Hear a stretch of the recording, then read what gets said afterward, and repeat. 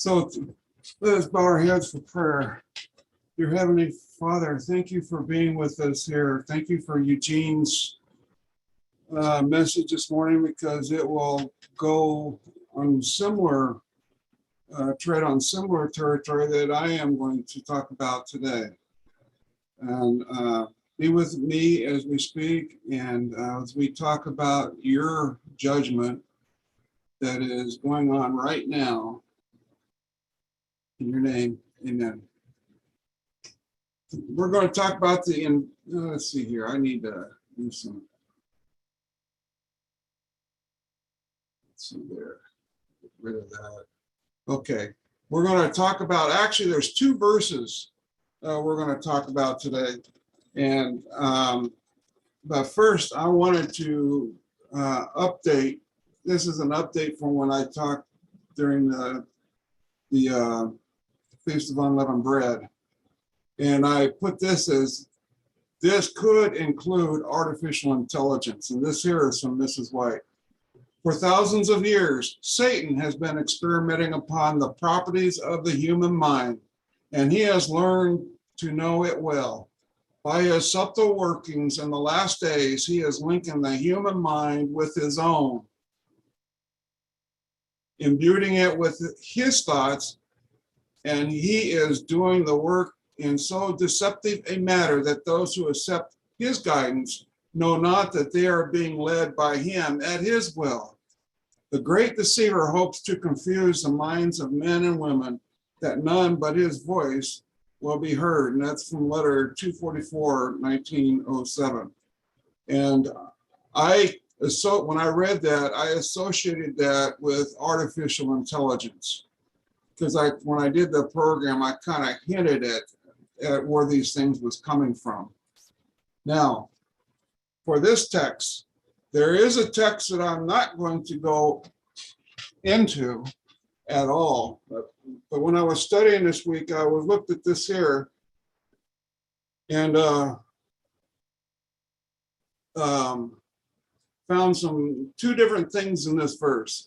For if God spared not the angels that sinned, but cast them down to hell and delivered them into chains of darkness to be reserved unto judgment. So we're going to talk about the judgment, and there's people that says that, well, there's not really an investigative judgment. And we're going to, that there is what we're going to be talking about. But what we're not going to be talking about there, I think there's some quotes about it, but delivered them into the chains of darkness. What is the chains of darkness?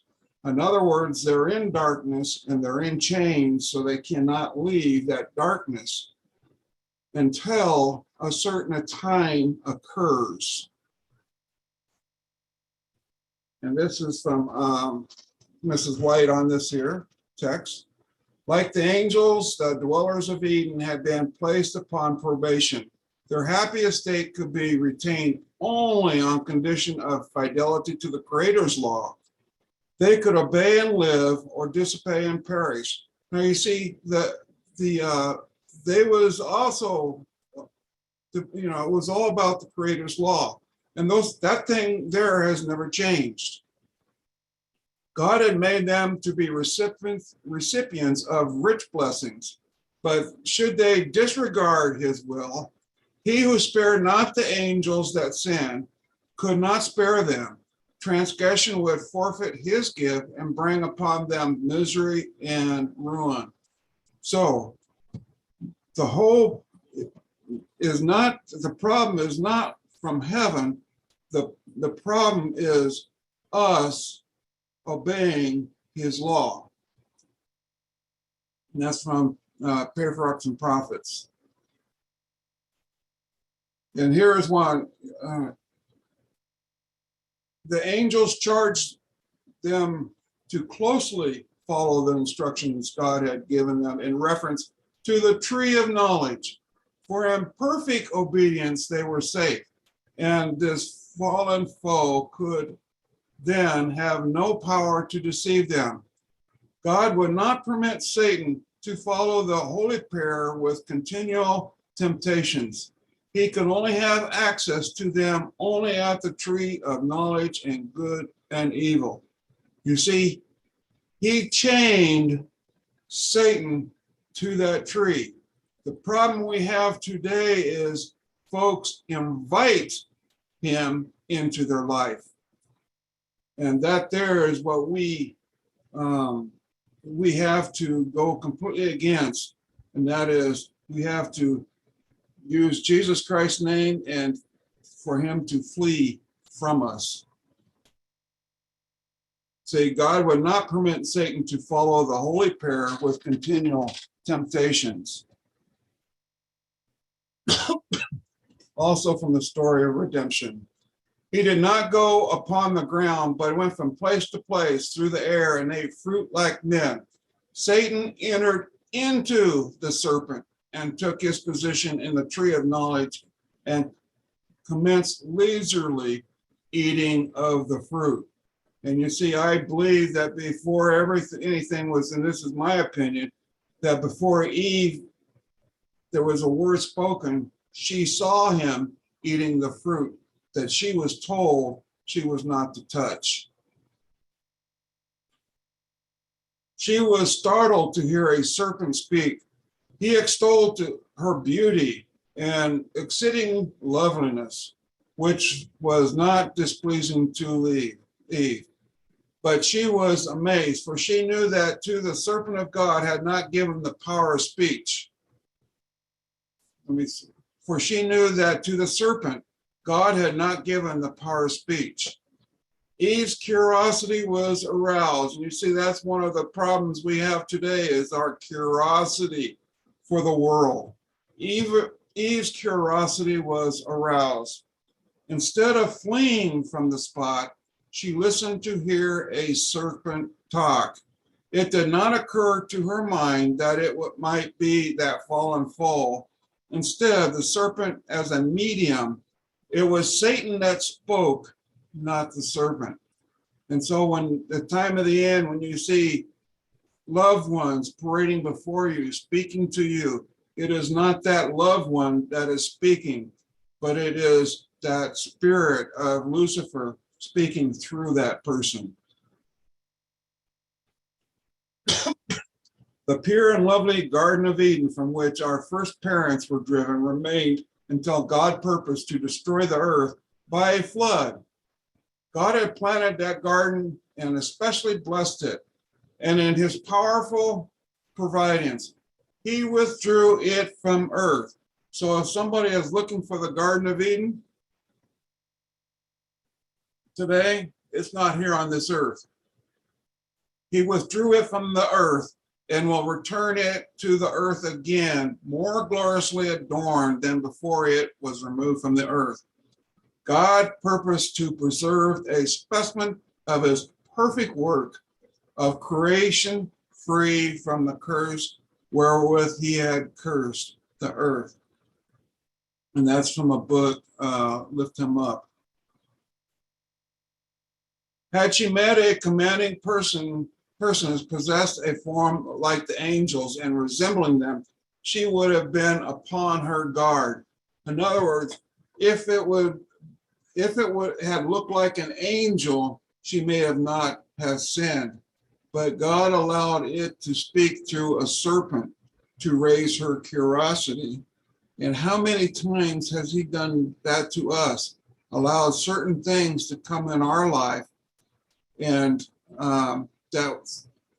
we should have been on our guard, but we have been deceived. Thus men came to Christ, and mingling with his hearers were evil angels in the form of men. And I believe Mrs. White saw that. The people that was in those strongs, there were evil angels in the form of men, making their suggestions, criticizing, misapplying, and misinterpreting the Savior's words. And I put this in here is, look at today. Is there some evil angels in the form of men in our churches today? And I'm not saying there is, and I'm not saying there is not, but you need to have your guard up. I have been shown that evil angels work in the form of believers will work in our ranks to bring in a strong spirit of unbelief. And this is why I believe that we should not have people in our midst that bring in unbelief. Let not even this discourage you, but bring a true heart to the help of the Lord against the powers of satanic agencies. And then continuing in the next paragraph, these powers of evil will assemble in our meetings, not to receive a blessing, but to counterwork the influences of the Spirit of God. And that is a message to us today. We are to test everything. They will not look like this because we would recognize them. Now we're going to go to another text that in Jude. The first one was in Peter. This was in Jude. And this here deals with exactly the same thing. And the angels which kept not their first estate, but left their own habitation, he hath reserved in everlasting chains under darkness, unto the judgment of the great day. See, there's a judgment of the great day that's coming. And when people say, well, there isn't a judgment, there isn't an investigative judgment, the Bible tells us that there's a judgment. And I believe that some of these angels will be let out of their habitation just before Christ comes. That's my opinion only. Before any can enter the mansions of the blessed, their cases must be investigated, and their characters and their deeds must pass in review before God. All are to be judged according to the things written in the book, and to be rewarded as their works have been. This judgment does not take place at death. Mark the words of Paul. He hath appointed a day in which he will judge the world in righteousness by that man whom he hath ordained, whereof he hath given assurance unto all men that he has raised him from the dead. Their cases must be investigated. And you see, when you go back to October 22, 1844, Eugene was talking about the high priest. He was talking about the high priest here on earth, but in heaven, I believe on October 22, 1844, that the ministry of Jesus changed. It wasn't necessarily going from the holy place to the most holy place, but it was a change in his appointed duties. Then we will see where this has been fulfilled. In the future, deception of every kind is on the rise, and we want solid ground for our feet. We want solid pillars for the building. Not one pin is to be removed from that which the Lord has established. Who established it? These doctrines we have? The Lord established them. The enemy will bring in false theories, such as the doctrine that there is no sanctuary. This is one of the points on which there will be a departing from the faith, where we shall find safety, unless it be in the truths that the Lord has been given for the last 50 years. This was in 1905. And at the end, I'm going to play a video that fulfills this. Because where does the doctrine that there is no sanctuary, where does the investigative judgment occur? It does not occur outside the sanctuary. It occurs in the sanctuary. And if you do away with the sanctuary, then there is no investigative judgment. That's why we cannot do away with the sanctuary. And this is the video that we will be looking at later. Bye-bye to the investigative judgment. Any man who seeks to present theories which will lead us away from the light that has come to us on the ministration in the heavenly sanctuary should not be accepted as a teacher. And you see, the ministration in the heavenly sanctuary, that's called the investigative judgment. That's where all the books are open to investigate.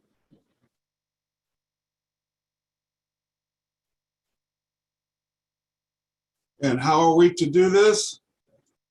This comes from Ecclesiastes 12, verses 13 and 14. Let us hear the conclusion of the whole matter.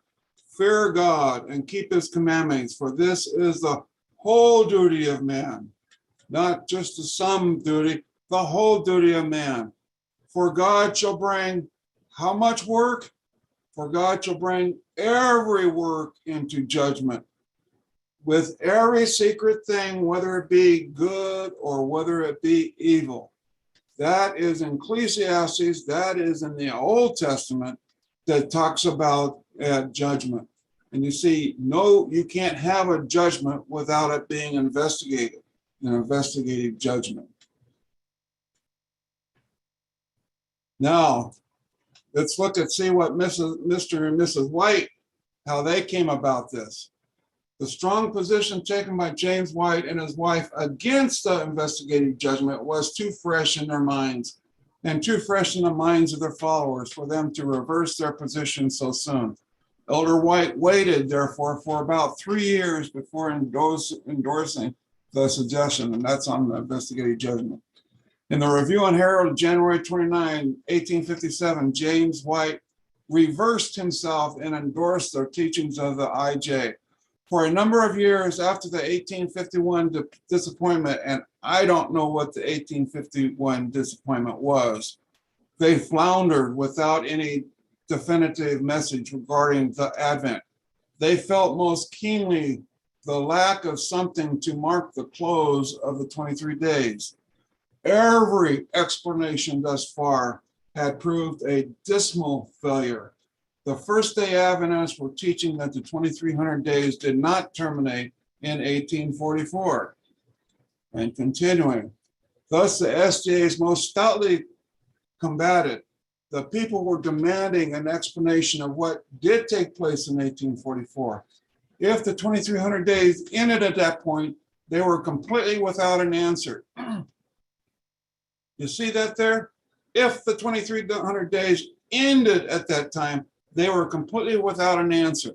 They had to find something to mark the termination of this long period or capitulate their most bitter enemies. The First Day Adventists, the investigative judgment offered their only escape. Therefore, James White shut the eyes to his former position and supported the investigative judgment, which a few years before he had stoutly combated. After James White reversed himself and was teaching the IJ, Mrs. White had another vision in which she was showing that the investigative judgment began in 1844. See, she's just showing in vision about the investigating judgment beginning in 1844. Her husband reversed himself in 1857, and Mrs. White followed suit in vision in 1858. So there you can see, this is some SG, I'm not sure what SG Volume 1, page 198 is. Let's see here. This is from the first volume of the Testimonies. Dear friends, do not deceive yourself concerning your condition. You cannot deceive God, says the true witness. I know thy works. The third angel is leading up a people step by step, higher and higher. At every step, they will be tested. At how many? How often? At every step, they will be tested.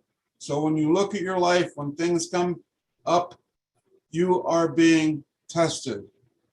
Now, when we were told we're saved by grace and not our works, look here, I know thy works. Ephesians 6:12.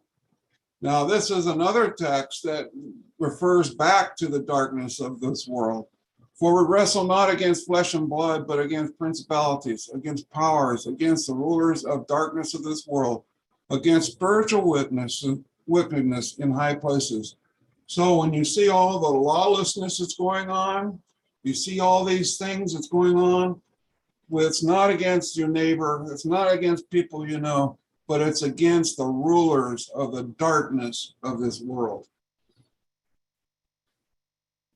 Matthew 28, 8, 28 and 29. And when he was come to the other side of the country of there met him two possessed with devils, coming out of their tombs, exceeding fierce, so that no man might pass by that way. And behold, they cried out, saying, what have we to do with thee, Jesus, thou Son of God? Now here's a question.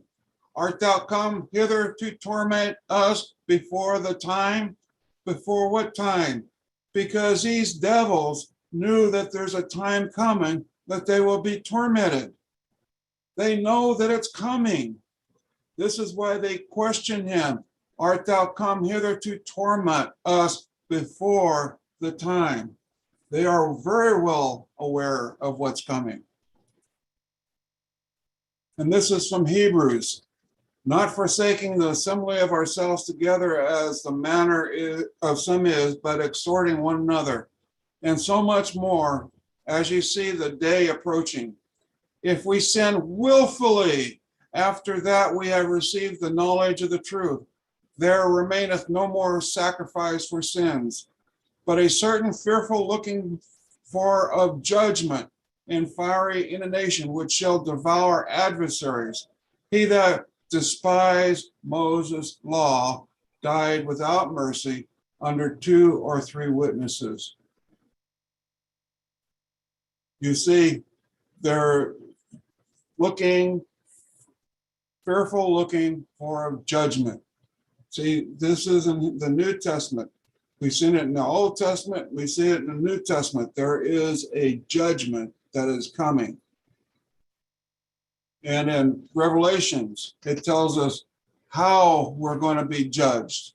And I saw a great white throne of him that sat on it, from whose face the earth and heaven fled away. And there was found no place for them. And I saw the dead, small and great, stand before God. And the books were opened, and another book was opened, which is the book of life. See, there.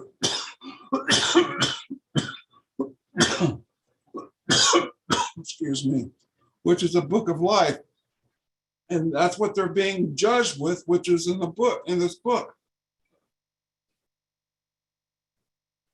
And the dead were judged out of those things which are written in the books according to their works. And the sea gave up the dead which were in it, and death and hell delivered up the dead which were in them. And they were judged, every man according to their work. They were judged, every man according to their works. That is another saying of that there is an investigative judgment.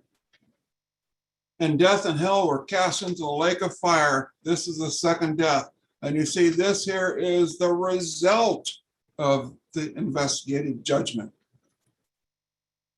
It does not seem possible for us now that any should have to stand alone. But if God has ever spoken by me, the time will come when we shall be brought before councils and before thousands for his name's sake.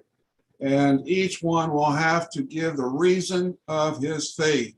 Are you ready to give the reason of your faith today? Then will come the severest criticism upon every position, not some positions, every position that has been taken for the truth. We need then to study the Word of God, that we may know why we believe the doctrines we advocate. And I can tell you that this here, I believe, is a prophecy that we are going to have to fulfill in the very near future. Now, here's another from Jude that deals with the same thing, that there's going to be the part of this that I was not really talking about. Jude 1:13 and 14. Raging waves from the sea, foaming out of their shame, wandering stars, to whom is reserved the blackness of darkness forever. And Enoch, also the seventh from Adam, and prophesied of these things, saying, Behold, the Lord cometh with 10,000 of his saints, whom is reserved the blackness of darkness. That's the same thing as saying that they are chained. Before the destruction of the antediluvian world, Enoch bore his testimony unconsciously, and in prophetic vision, he saw the condition of the world at the present time. He said, Behold, the Lord cometh with 10,000 of his saints to execute judgment upon all, and to convince all that are ungodly among them of their ungodly deeds, which they have ungodly committed, and of all their hard speeches, which ungodly sinners have spoken against him. And to execute judgment upon all. In order to execute the judgment, you first have to investigate the judgment, and then you execute the judgment upon all.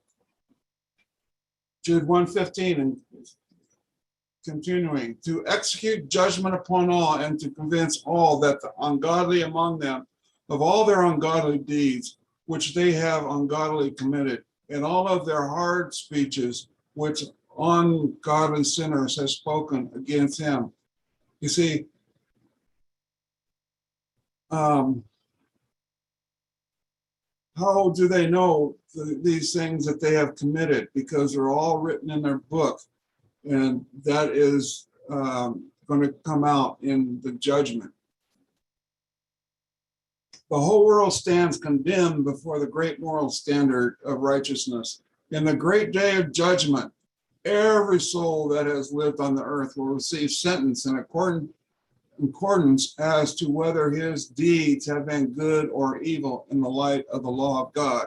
His deeds, that is not just when you talk about grace, if you're not based on what you do, you are based on what you do, and whether his deeds have been good or evil in the light of the law of God. See, that's what it's compared against, is the law of God. Every mouth will be stopped as the cross with its dying victim shall be presented, and its real bearing shall be seen by every mind that has been so sin-blinded and corrupted. Sinners will stand condemned before the cross, with its mysterious victim bowing beneath its infinite burden of human transgression. And sinners will stand condemned before the cross. See, they have a text about that, Revelation 6:17, which I have talked about many times. For the great day of his wrath is come, and who shall be able to stand? See, this is a judgment day, and there has been an investigative judgment, and are you able to stand? We need to be developing our characters today so that we will be able to stand on that day. God determined to purify the world by a flood, but in mercy and love, he gave the antediluvians a period of 120 years. During this time, while the ark was building, the voices of Noah, Methuselah, and many others, I wonder who those others was, were hearing and warning and entreaty. And every blow struck on the ark was a warning message. Well, since 1844, since 1888, how long have we had as a probationary time? I don't think there's going to be put up above just how long have we had in our time. And here we're going to watch some of this video here. Now, let me come out.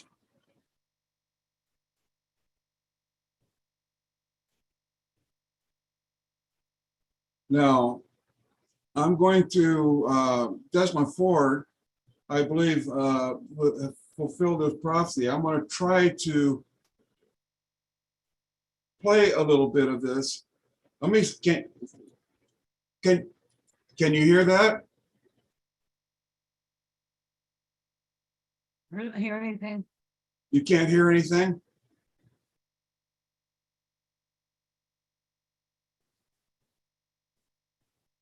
No. Let's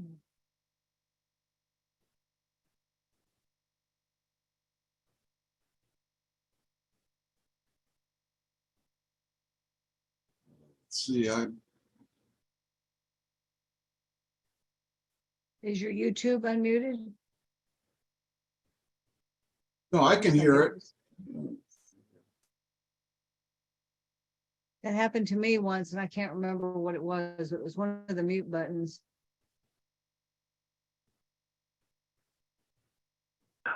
This is Marky on the phone. I can't hear anything. Obviously, I can't see anything, obviously, but I can't hear anything on the phone. Yeah, In fact, he's on here. Mitch, wasn't it you that helped me make mine work when I was trying to get Daddy's shofar to blow? Maybe he's not there. He noticed something. But it looks Go like ahead. you're not muted, so I don't know. yeah, I don't know. And see, this is why I went without the headphones. So, and I changed it. This is why I didn't have sound earlier. And I had to come in and have my son hook it back up. But let me go. Well, maybe it's because it's sound on your to your ears, so we can't hear it. Well, that's Because we why. won't hear it through. So undo your hearing and we can see if we can hear it. Okay, let me do that.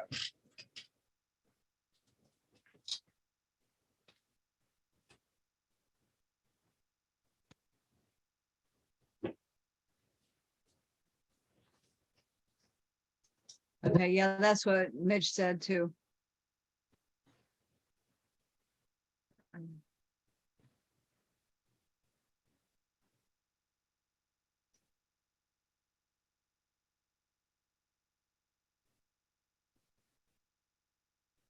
Now I've got my Zoom all messed. Can you hear me? Yes. You can hear me? It's I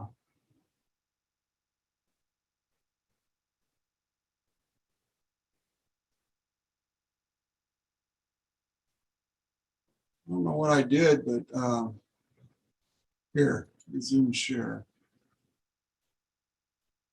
We see it up here on the screen. You see me?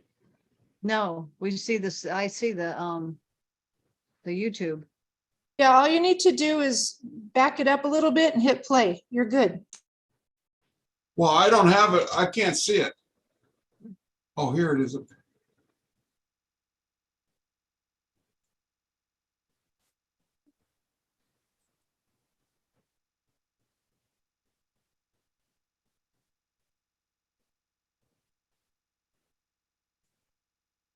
In the 1930s, I was asked to fight W.W. Fletcher, the main man in Australia who denied the investigative judgment. I said, how did you get on? He said, I found he was right. I said, what? You are president of the conference and you don't believe in investigative judgment? He says there are lots of good things in that incident, but that one is not correct. Decades later, I walked around Tacoma Park with Ray Cottrell and told him my concerns, because at the age of 15, before I was baptized, in rereading Hebrews, chapter 6:19 said Christ went beyond the second veil when he ascended to heaven. Hebrews 9:8, 9:12, 9:25 said he went straight into the presence of God. 12 times the New Testament says he sat down on the right hand of God when he went to heaven. So I told Ray Cottrell all his problems.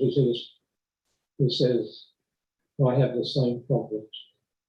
And he told me that he told F.D. Nickel there was a problem the way we explained Daniel 8 in the book Bible Readings.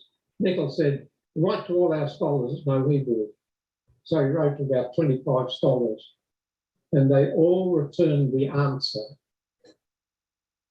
that the investigative judgment cannot be gotten out of Daniel or anywhere else. Cottrell, of course, was the main man behind the Bible commentary. Nicholl was the president, but the editor, I should say.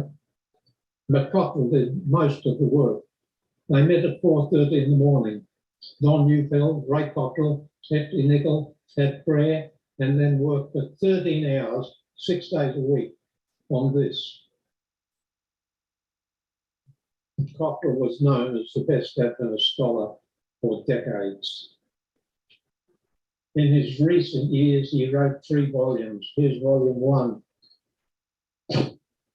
Here's volume 2. Here's volume 3. All pointing out that investigative judgment is not biblical. I'm talking about the main man behind the original Adventist commentary, Ray Cottrell. The number of unbelievers among scholars around the world is so multiple. Well, Jill wanted me to say something about the magazine that was published after Glacier View. Its main author was Bob Spangler, a man I greatly loved. We'd walked many miles and hours together and talked much, often on health, and he lost kilos in weight as a result of those conversations. We were fast friends, but it seemed I let him down when I accepted the PUC forum invitation to tell the truth about the investigative judgment. And so he edited this magazine. The main criticism in this magazine about this board, and it was used again and again on the Friday afternoon when Jill and I were sacked, last day of Glacier View.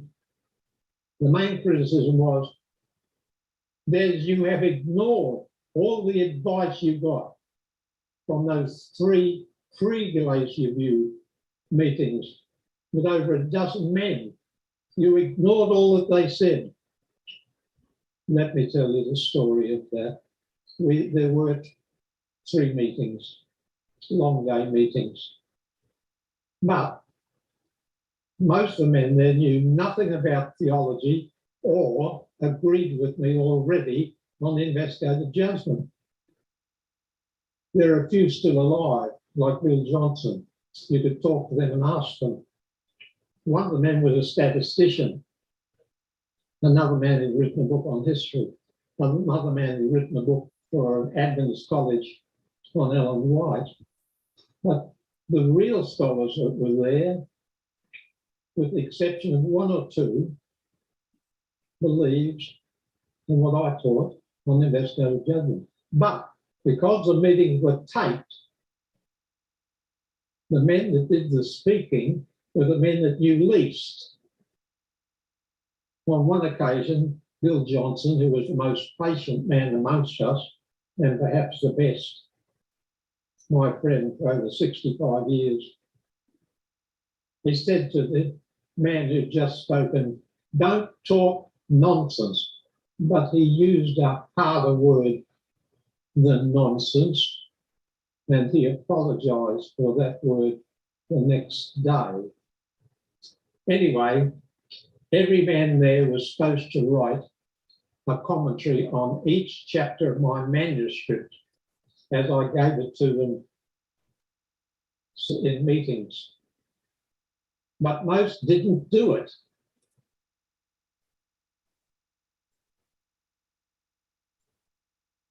Anyway, you can kind of get that gist. You can go to YouTube and watch that whole video. It's called Bye Bye to the Investigative Judgment. And I believe that there is a direct fulfillment from what Ellen G. White said, that the sanctuary message would be gone.